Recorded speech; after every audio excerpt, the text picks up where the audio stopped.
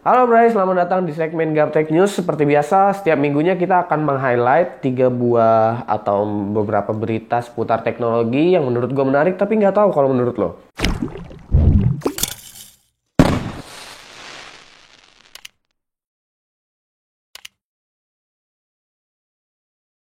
Oke, untuk minggu ini yang gue highlight itu ada 3 berita, dan langsung aja kalau gitu kita masuk ke berita pertama.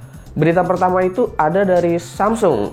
Samsung ini nampaknya memberhentikan produksi si Galaxy Note 7. Galaxy Note 7 ini diberhentikan produksinya karena banyaknya masalah-masalah yang ada pada si Galaxy Note 7 tersebut. Jadi mau nggak mau akhirnya Galaxy Note 7 harus tutup usia. Lahir 2016 dan wafat 2016. Masalahnya itu ya gara-gara banyak yang kebakar nggak jelas apa sebabnya, terus sampai bandara pun melarang untuk membawa Galaxy Note 7, terus ya banyak lah masalahnya. Kabarnya juga 2,5 juta unit Galaxy Note 7 ini akan ditukar baru bagi pengguna yang udah beli gitu. Totalnya ada 2, juta unit dan ditukar barunya itu sama Galaxy Note 7 juga, tapi yang udah dipastikan sama Samsung itu udah nggak ada masalah sama sekali. Begitu. Dan berita kedua ini ada penampakan dari GTX 1050 Ti. Wow, bukan yang ini ya. Ini RX 470. Tapi ini penampakannya, fotonya itu dari website luar. GTX 1050 Ti yang udah rilis custom cardnya itu ada dari Asus sama dari Gigabyte. Dari Asusnya itu versi dual, tapi versi dualnya ini warna hitam merah sepertinya, bukan warna putih seperti GTX 1060. Dan untuk Gigabyte ini dia akan mengeluarkan versi G1 Gaming atau G1 Extreme untuk 1050 Ti. Dan untuk bentuk parasnya sih, bentuk parasnya sih kayaknya mirip-mirip sama GTX 950, kurang lebih mirip sama GTX 950 kayak gitu. Dan jangan tanya gua kapan mau nge-review 1050 Ti. Gue juga nggak tahu gue akan review 1050 Ti kapan. Yang pasti tungguin aja deh ya.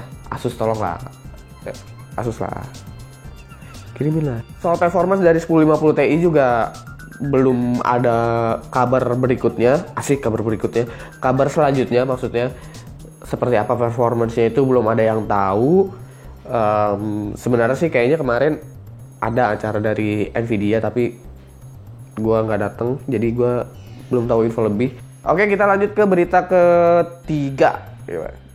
Dan berita ketiga ini penampakan bocoran dari Intel Kaby Lake. Intel Kaby Lake juga udah mulai muncul penampakannya.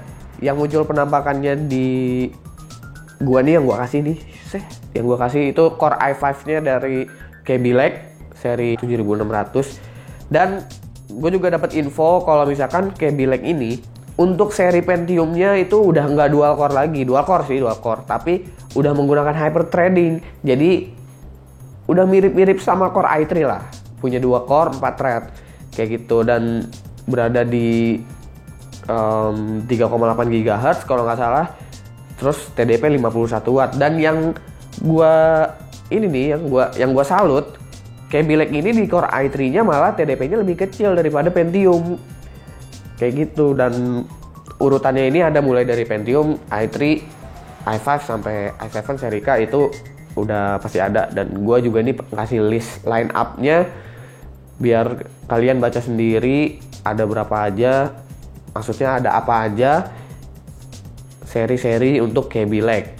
Dan gua ingetin lagi kalau Kaby Lake ini hanya mensupport di chipset Z170 untuk seri 100 dan sisanya itu di chipset 200. Jadinya mungkin nanti ada chipset low end di chipset 200 atau memang cuman Z270 atau gimana, gue masih belum tahu. Yang pasti untuk chipset 100 itu sampai sekarang Z170 doang. Tapi Intel sih ngabarin kalau kedepannya mungkin akan ada update firmware atau BIOS sehingga chipset di bawah Z170 itu akan support Kaby Lake. Tapi mungkin supportnya nggak prosesor kayak i5 atau i7 gitu, tapi paling seri i3-nya atau seri Pentium-nya. Kayak gitu. Oke, jadi itulah berita untuk minggu ini. Untuk updatean channel sih kayaknya berita-berita untuk channel ini kayaknya belum ada. Paling nanti gue masukin aja di Gaptek Vlog untuk berita channelnya. Oke, segitu doang sih yang mau gue sampaikan untuk Gaptek News kali ini.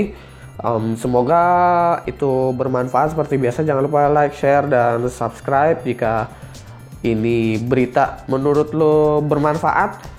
Follow juga sosial media gue, itu ada di description. Gue Subki, dan seperti biasa sampai jumpa di lain kesempatan.